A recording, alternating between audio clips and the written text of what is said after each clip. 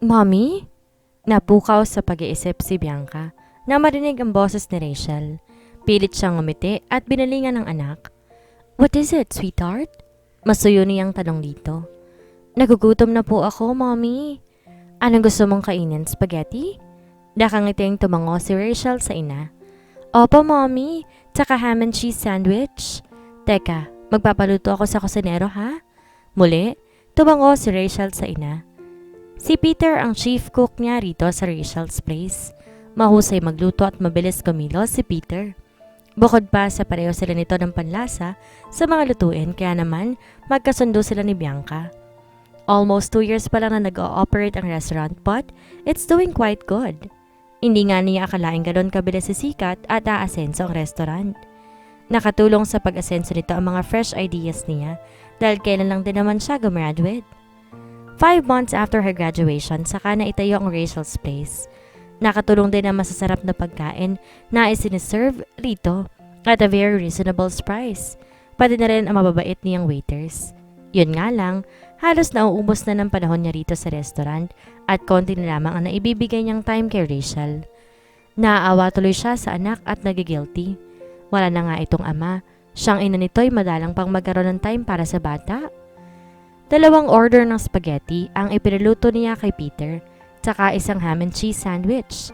Iced cold tea ang inumin nilang mag-ina, pero tumanggi si Rachel na inumin iyon at ang gusto nito mango shake, kaya yon ang kinuha ni Bianca para sa anak. Ang isang baso ng iced cold tea, binigay na lang niya sa sekretaryang si Ali. Kumain ka ng kumain, Rachel. After you finish your food, aalis tayo. Ani Bianca sa inak. Saan tayo pupunta, Mommy? Mamamasyal. Saan ba gustong mamasyal, ha? Eh di ba po Saturday ngayon? Kapag Saturday, mas maraming customers dito sa restaurant para tayo makakaalis. May bahid ng lungkot na tanong ni Rachel. Pwede kong iwan tong restaurant para makapamasyal tayong dalawa. Bahala na muna dito si Ate Ali. Tugon ni Bianca sa anak. Talaga po, Mommy? Nakangiting tumango naman si Bianca kay Rachel. Oh, saan mo gustong mamasyal? Lagi tayong namamasyal sa Enchanted Kingdom. Hindi naman pwede sa Splash Island dahil wala tayong dalang bihisan. Ang gusto ko, Mommy, dun sa lugar na maraming animals tulad ng Manila Zoo. Tsaka dun sa lugar na makikita ko magagandang tanawin sa buong Pilipinas. Kahit yung fake lang, yung nayong Pilipino po.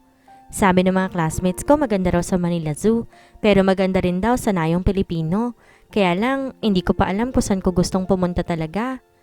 Don't worry. Pupuntahan natin ang Manila Zoo at nayong Pilipino mamaya. Talaga po, Mommy?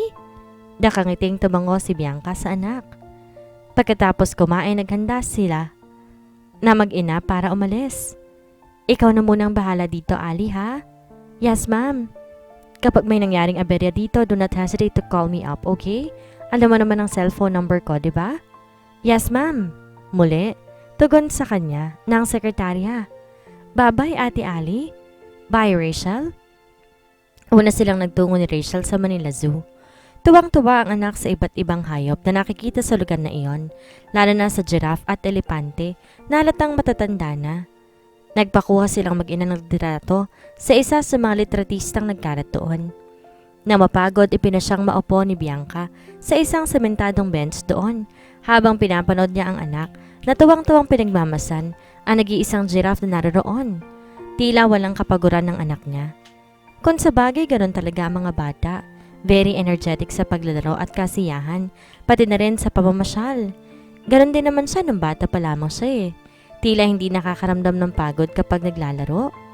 Inis na inis din siya kapag pinapatulog kung tanghali. Saka niya lang na-realize na kapag nasa husto ka ng edad at marami ka ng responsibilidad na nakaatang sa iyong balikat, hindi mo na magagawang matulog pa sa tanghali kahit nagustuhin mo. Kahit na madali kang mapagod at antukin dahil nagkakaedad na. Pati nga pagtulog sa gabi, nababawasan pa ang oras dahil kung minsan may kailangan pang trabahong dapat tapusin. Bahagya pang napakislot si Bianca nang bigla, nag-ring ang cellphone niya. Mabilis niya iyong kinuha mula sa shoulder bag na dala. Hello? Agad niyang sabi sa pag-aakalang si Ali ang nasa kabilang linya. Hello Bianca, kamusta ka na? Biglang tumahip ang dibdib ni Bianca nang marinig ang boses ng nasa kabilang linya. Si Joaquin. Joaquin? Sambit ni Bianca. I'm glad. Kilala mo pa rin pala ang boses ko. Ani Joaquin sa kabilang linya. Malilimutan niya ba ang boses na iyon? Ang mukha ng lalaking una at huli niyang minahal? Pati ang amoy ng lalaking pinakasalan niya at ama ng kanyang anak. Pero tapos na ang kahibangan niya noon kay Joaquin. She is no longer a teenager now. Not a teenage mother, but a grown-up woman and a sensible mother. Napakalaki ng kasalanan ng lalaki ito sa kanya, sa kanilang mag-ina, pati na sa kanyang mga magulang. Hindi niya mapapatawad si Joaquin kahit kailan. How did you know my cellphone number? May galit sa boses ni Bianca nang magtanong ito. It's not important. Ang mahalaga magkausap tayong dalawa. Just the two of us.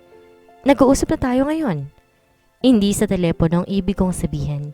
I want to see you and talk to you in person. May kabang bumundol sa dibdib ni Bianca na mga sandaling iyon. Kaba na iyon ang kasabihang makita ulit at makausap ang dating asawa? You must be kidding. Para tayo magkikita, samantalang nasa States ka. I'm back, Bianca.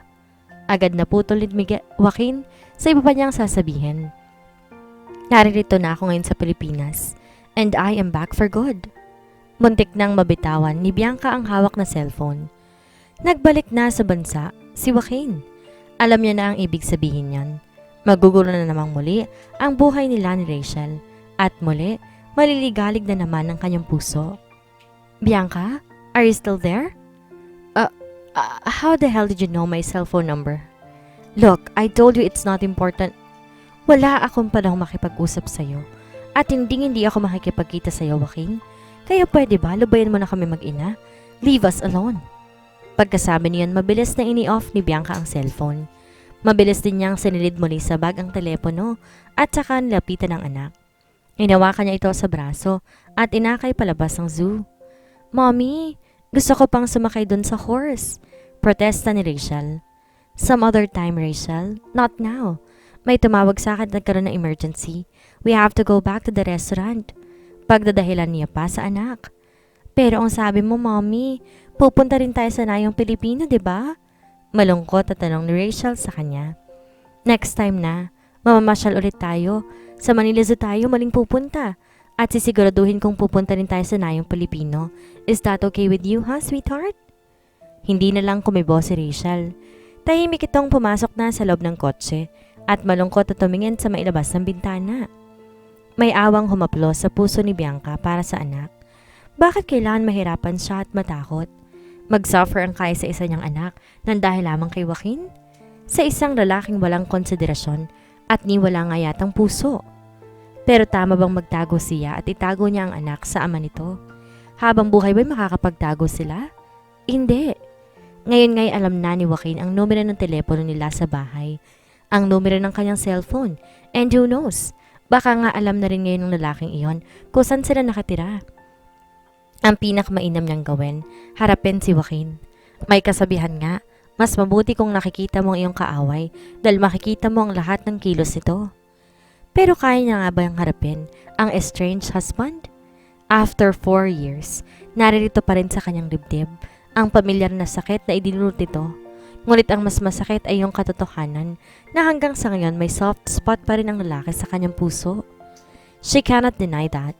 Magiging ipokrita siya sa sarili kapag ikinailani niyang walang lalaking naging laman ng kanyang puso kundi ang ama ni Rachel. Napabuntong hininga si Bianca bago binalingan ng anak. Gusto mo magpa-take out tayo ng pagkain? Masuyo niyang tanong kay Rachel. I'm not hungry, tugon ni Rachel, ni hindi man lamang siya nito nilingon. Alam niya, masama ang loob sa kanya nito dahil nasira ang pamamasyal nila at nawala na sa mood ang anak niya na makipag-usap pa. Nawala na nga rin ang ganang kumain. Kailangan magpa-take out tayo ng pagkain dahil tiyak mapapagod tayo at magugutom habang namamasyal.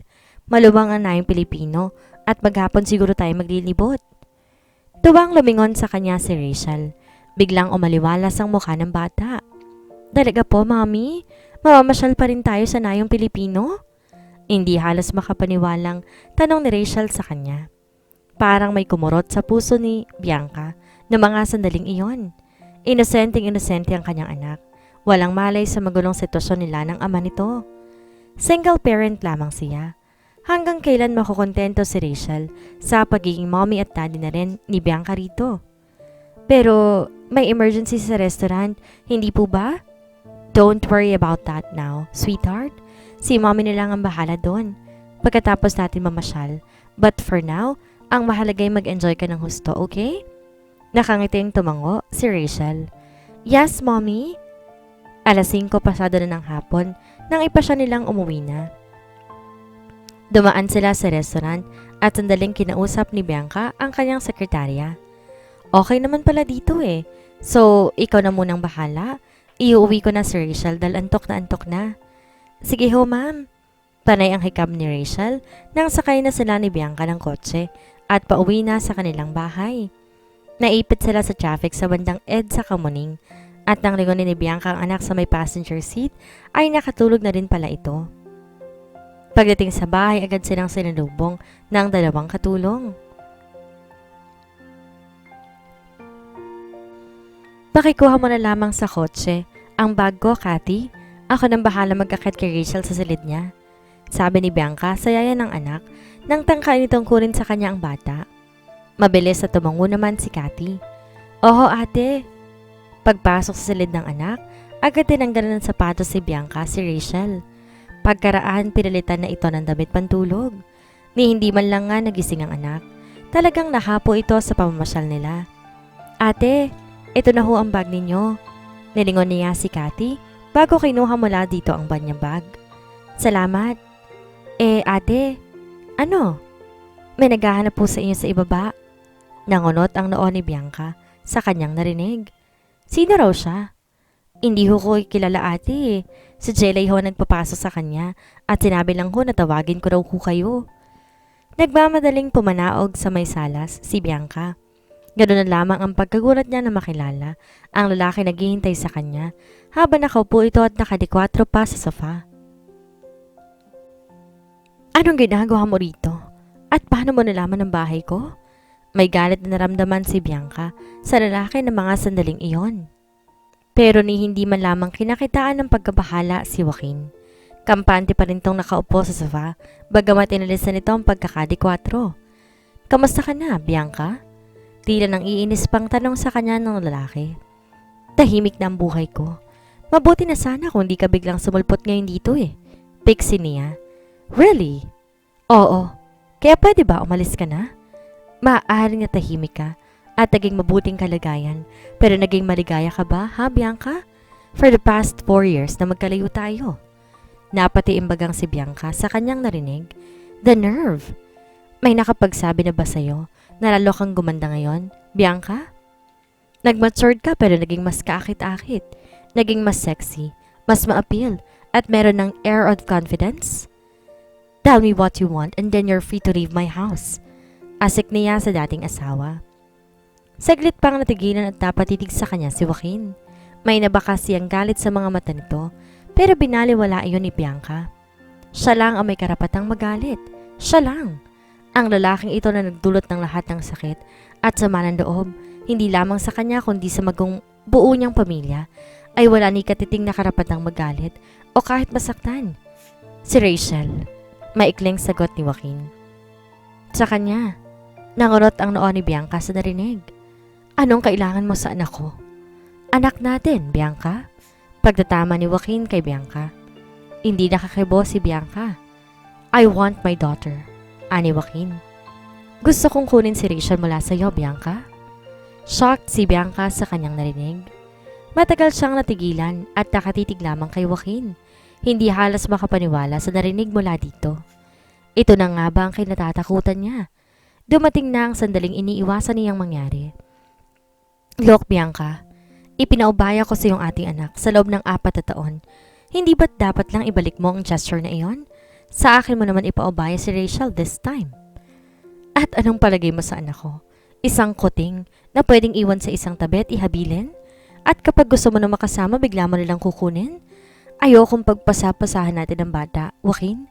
Hindi ako makakapayag na kunin mo siya mula sa akin. Over my dead body. Galit niyang wika. Kailangan ko ng asawa at isang anak bilang pagsunod sa testamentong iniwan sa akin ng daddy bago siya mamatay. Pero dahil wala ng pag-asang muli tayo magkabalikan, talagang wala. Asik ni Rachel sa lalaki. Nagdiborsyo na tayo, remember? Hindi ako tanga na pagkatapos ng lahat ng sakit na dinulot mo sa akin, magpapakasal ako ulit sa'yo? Ayoko nang maulit ang kamisirablehan ng buhay na napala ako sa piling mo. Malungkot at tumango-tango naman si Joaquin. Kaya nga, maghahanap lang ako ng ibang babaeng pwede magpakasal sa akin. Yung walang kasangkot na damdamin. Isang babaeng papayag na magpakasal sa akin kapalit na malaking halaga sa loob lamang ng 1 taon. Eh bakit di ka rin kumuha ng isang baby maker para masolve ang problema mo sa pagkakaroon mo ng anak? Matagal pang proseso yon, Bianca. 6 na buwan lang binigay sa aking taning ng abogado ng daddy. Sagot ni Joaquin sa kanya. Bibigyan mo ng peking ina ang aking anak? At ang lahat ng yon dahil lang sa paghangad mo sa pera. Mana ko yon, Bianca. Para sa akin talaga yon. At nagtataka nga ako kay daddy kung bakit kailangan niya pa magkaroon ng kondisyon bago itutuloy ang maibigay sa akin. Kung hindi pa dahil sa mana mo, hindi mo pa maaalala si Rachel? Pasarkastik ang wika ni Bianca sa lalaki. Alam mong hindi totoo yan. Tinangka akong kunin sa'yo noon si Rachel pero hindi mo siya binigay sa akin. Nung magtungo ko sa States, lumipat kayo ng tirahan pero hindi mo to ipinaalam sa akin. Gusto mong itago sa akin si Rachel. Ilayo sa akin ang anak ko. Dahil hindi ka karapat-dapat maging ama niya, Joaquin. Now pwede ba umalis ka na? Napatiimbagang si Joaquin sa kanyang narinig. Pagkaraay humigit ito ng isang malalim na buntong hininga. Okay, aalis na ako. Pero hindi pa itong huli nating pagkikita, Bianca. Hindi pa tayo tapos kaya babalik ako. Wika ni Joaquin bago nagtungo sa kinaroroonan ng pinto. Nang makalabas na ang lalaki, mabilis na ang isinara ni Bianca ang pinto. Tiniyak niyang nakalak iyon. Napasandal siya sa pinakadahon ng pinto at matagal na natili sa ganong ayos. Bakit kailangan pang magbalik ni Joaquin para guluhin silang mag-ina? Ate Bianca? Napukaw sa pag-iisip si Bianca nang marinig ang mahinang pagtawag ni Jelay sa kanya. Ano yon, Jelay? Kung wala na po kayo ipapagawa, matutulog na ho ako. Anito. Wala na. Sige na, matulog ka na. Nang pumanik na sa itaas si Jelay, nagpaiwan sa may ibaba ng bahay si Bianca.